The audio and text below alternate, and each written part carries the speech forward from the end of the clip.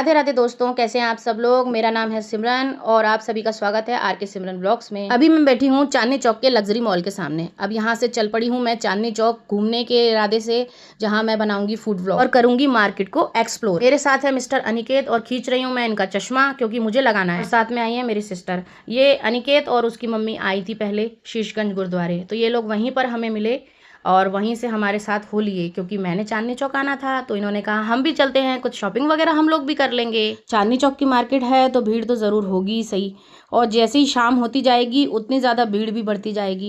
यहाँ से left hand की तरफ जो दिख रहा है वो है शीशगंज गुरुद्वारा, तो हम लोग भी यहीं से मत्था टेक देते हैं। बोले सोनिहाल सत श्री अकाल। दोस्तों, आगे जो आपको रास्ता दिख रहा है वो लाल किले से लेकर फतेहपुरी मस्जिद तक जा रहा है, जिसको पुराने इस्लामिक शासकों ने बनवाया था, उनका नाम हमें नहीं पता। चांदनी चौक में शॉपिंग करने भी लोग आते हैं और साथ ही यहाँ के फेमस स्ट्रीट फूड का जायका लेने भी आते हैं। आज हम भी फूड व्लॉग बनाने आए हैं, तो चलिए चलते हैं जायका लेने के लिए बढ़िया बढ़िया स्ट्रीट फूड्स का। थोड़ी दूर आगे चलने के बाद मुझे दिखे मेरे फेवरेट राम लड्डू, जो कि 40 रुपये प्लेट है और बहुत ही लाजवाब लड्डू हैं। भैया से मैंने बोला कुछ डिस्काउंट तो दे दीजिए, तो साथ में उन्होंने दे दी एक एक्स्ट्रा मिर्च।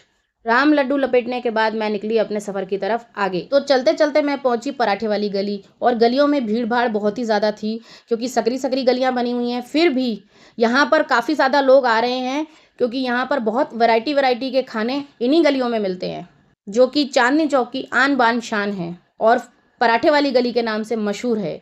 तो बस मैंने भी ऑर्डर कर दी एक थाली, जिसमें थे 2 आलू नान, पनीर की सब्जी, छोले की सब्जी और रायता सलाद। अपनी थाली खत्म करने के बाद पराठे वाली गली में ही आगे बढ़ती हुई मैं निकल पड़ी अपने अगले टारगेट की ओर। पराठे वाली गली में खाने पीने के अलावा और भी बहुत सारी चीज़ें हैं शॉपिंग के लिए, जो कि होलसेल में मिलती हैं। आप लोग चाहें तो शादी की शॉपिंग भी कर सकते हैं। लहंगे, चूड़ियाँ, फैशनेबल सब सामान मिलता है यहाँ पर। आप लोग चाहें तो अपनी खुद की शॉप के लिए भी यहाँ से सामान ले सकते हैं, जो कि होलसेल की काफ़ी अच्छी वैरायटियाँ मिलती हैं। हर दूसरी शॉप में आप लोगों को ज्वेलरी, लहंगा, साड़ी और भी काफ़ी सारी वैरायटी होलसेल के दाम पर मिल जाएगी। थोड़ी ही दूर आगे चलने पर मैंने देखा कि एक भैया कचौड़ी और ब्रेड पकौड़ा बेच रहे थे, जो कि आलू की सब्जी और चटनी के साथ थी। तो मैंने ब्रेड पकौड़ा लेना प्रेफर किया क्योंकि ब्रेड पकौड़ा पनीर से लबालब भरा हुआ था, साथ में मिली मुझे आलू की सब्जी चटनी के साथ। मात्र 40 रुपये में प्लेट मिली, जो कि ब्रेड पकौड़े की थी। देखिए, आप सब लोग देख सकते हैं, बड़ा सारा पनीर का पीस इसमें भरा हुआ है। मात्र 40 रुपये में इतना बड़ा पनीर का पीस ही आता है,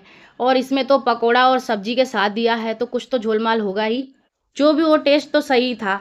आगे की दुकानें देखते देखते मैं भी आगे बढ़ पड़ी और देखा काफ़ी सारी साड़ियाँ और सुंदर सुंदर मिल रही थी, तो मेरा भी मन करा कि साड़ी ले लूँ, एक आध लहंगा ले लूँ। पर अभी नहीं, किसी की शादी आएगी तो मैं ज़रूर शॉपिंग करने इधर ही आऊँगी। खुशबू सूंघते सूंघते मैं आगे चली और देखा कि आगे मात्र 60 रुपये में एक छोले भटूरे की प्लेट मिल रही है। तो मैंने कहा चलो छोले भटूरे भी टेस्ट किए जाएँ, यहाँ के छोले भटूरे कैसे हैं। शॉप पर बहुत ज़्यादा भीड़ थी, इसलिए खड़े होने के लिए टेबल लगा रखा था कि खड़े होकर खा लीजिए। और हमने अपने ऑर्डर का थोड़ा वेट किया, उसके बाद हमारा ऑर्डर आ गया। तो ये देखिए, हमारे छोले भटूरे आ गए हैं।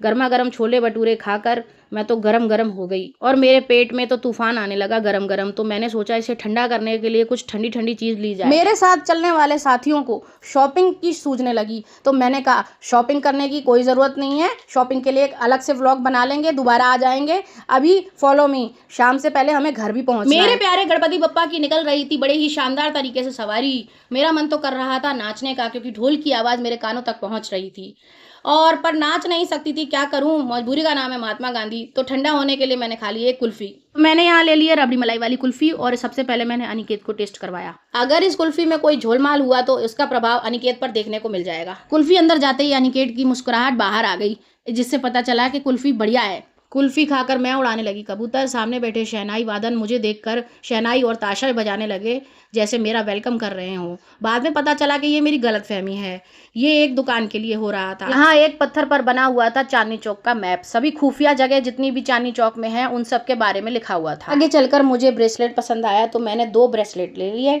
और एक कीरिंग भी बहुत अच्छा लगा। उसमें बना हुआ था एक गुड्डा, जो बार बार मुझे देखकर मुंडी घुमा लेता था।